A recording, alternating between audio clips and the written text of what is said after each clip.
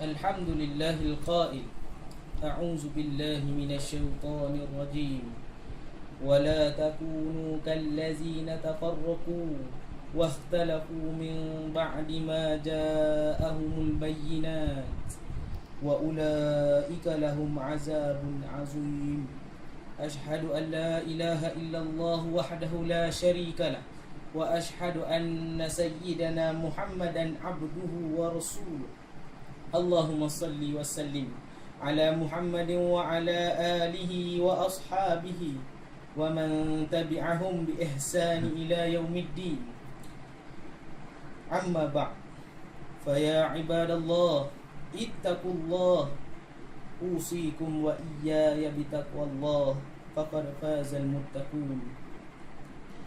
Marilah kita bersama-sama meningkatkan ketakwaan kepada Allah Subhanahu wa taala dengan mengerjakan segala suruhan dan meninggalkan segala larangannya. Mudah-mudahan kita mendapat keridaan Allah Subhanahu wa taala di dunia dan di akhirat. Sidang Jumaat yang dirahmati Allah sekalian, misi penyatuan ummah merupakan agenda besar yang menjadi keutamaan dalam Islam. Islam menentang keras sebarang bentuk perpecahan, sehingga Allah Subhanahu wa taala mengingatkan kita tentang bahaya perpecahan melalui firman-Nya dalam surah Al-Anfal ayat 46. A'udzu billahi minasyaitonir rajim. Wa atiiullaha wa rasulahu wa la tanaza'u fatafshalu wa tazhaba rihukum wasbiru innallaha ma'as sabirin. Yang bermaksud, dan taatlah kepada Allah dan Rasul-Nya, serta janganlah kamu saling berbantah, lalu menyebabkan kamu menjadi lemah semangat dan hilang kekuatanmu, serta bersabarlah, sesungguhnya Allah berserta orang yang sabar. Perpecahan yang berlaku dalam masyarakat Islam kini adalah suatu perkara yang membimbang dan menyedihkan kita semua. Keadaan ini tidak mendatangkan sedikit pun kebaikan, malah membawa pelbagai keburukan dalam masyarakat Islam. Ayat yang dibacakan tadi menegaskan bahawa perpecahan akan melemahkan kekuatan umat Islam. Oleh itu, perpecahan yang melanda umat Islam tanpa mengira apa jua sebab hendaklah diambil perhatian oleh kita semua, kerana ia seumpama bara yang akan terus merebak jika tiada usaha untuk mengatasinya.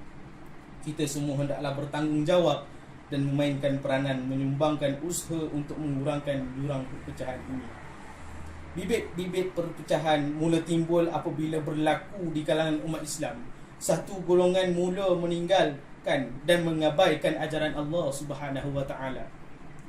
Apabila ajaran Allah Subhanahu wa taala dan sunnah Nabi sallallahu alaihi wasallam ditinggalkan, maka pasti ruang perpecahan akan terbuka. Allah Subhanahu wa taala berfirman dalam surah Al-Imran ayat 103, wa'tasimu bihablillahi jami'a wa la tafarraqu. Yang bermaksud, dan berpegang teguhlah kamu sekalian kepada Allah, yakni agama Islam, dan janganlah kamu bercerai-berai. Sidang Jumaat yang dirahmati Allah sekalian, Rasulullah sallallahu alaihi wasallam telah meletakkan asas akidah yang kukuh melalui ajarannya untuk menjaga penyatuan umat Islam. Apabila mula wujud bibit-bibit perpecahan, maka usaha ke arah penyatuan umat Islam hendaklah dilakukan dengan segera. Setiap golongan dalam umat Islam hendaklah berlapang dada untuk menerima kelemahan saudaranya dan bersedialah memaafkan kesilapan mereka. Sikap berlapang dada sesama saudara Islam ini menjadi asas kukuh penyatuan umat Islam di zaman awal kegemilangan tamadun Islam. Sebagai contoh, lihatlah betapa berlapang dadanya para sahabat menerima keputusan menyalin semula Al-Quran sehingga terbentuknya sebuah mazhab yang dinamakan sebagai mazhab Rasmul Utsmani. Kata Ibnu Qayyim Al-Jauziyah, para sahabat berlapang dada dalam banyak peristiwa, sedangkan mereka adalah pemimpin bagi umat Islam dan manusia yang paling sempurna iman. Sidang Jumaat yang dirahmati Allah sekalian, perpecahan umat Islam juga berlaku disebabkan taksub kepada pandangan dan juga kumpulan masing-masing Sedangkan sikap taksub ini telah diperangi oleh Islam sejak awal lagi. Bagi mencapai matlamat penyatuan umat Islam, semua pihak perlu menjauhkan diri daripada taksub kepada kumpulan atau pandangan sendiri. Dalam satu peperangan, seorang sahabat Muhajirin menampar sahabat Ansar. Lalu salah seorang Ansar berkata, "Wahai rakan-rakan Ansar sekalian."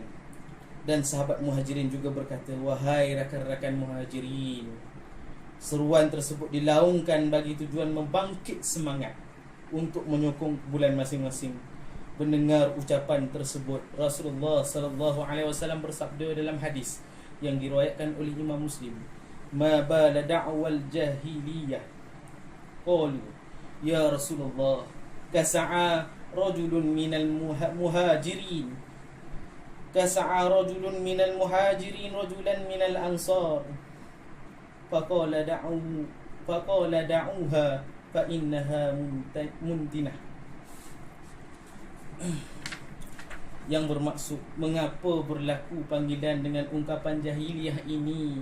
Mereka berkata, "Wahai Rasulullah sallallahu alaihi wasallam, seorang lelaki Muhajirin telah menampar seorang Ansar." Lalu baginda bersabda, "Tinggalkanlah perpecahan ini, sebab ia adalah amalan yang buruk." Rasulullah sallallahu alaihi wasallam dengan tegasnya menolak sikap taksub kepada golongan masing-masing dengan menyifatkan amalan tersebut adalah jahiliyah.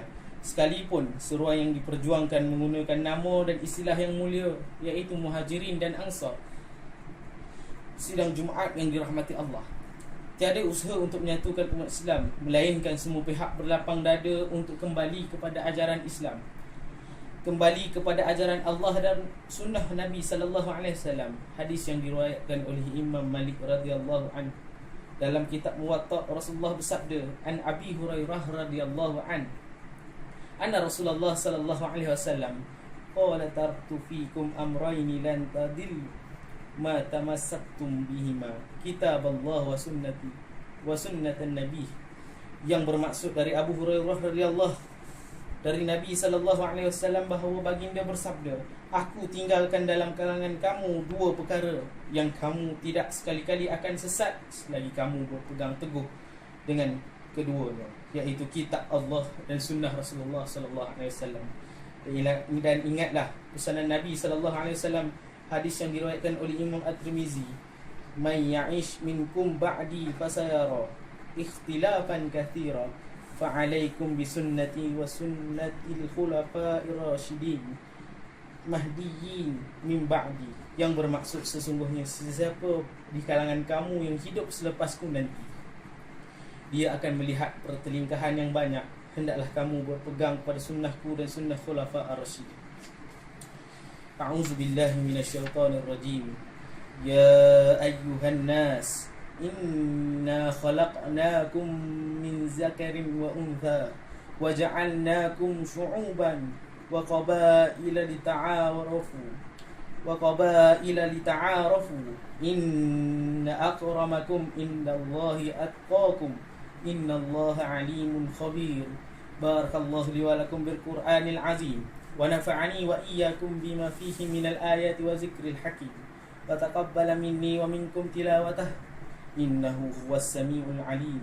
Aqulu qawli hadza wa astaghfirullahal azim li wa lakum wa lisairil muslimina wal muslimat wal mu'minina wal mu'minat fastaghfiruhu innahu huwal ghafurur rahim.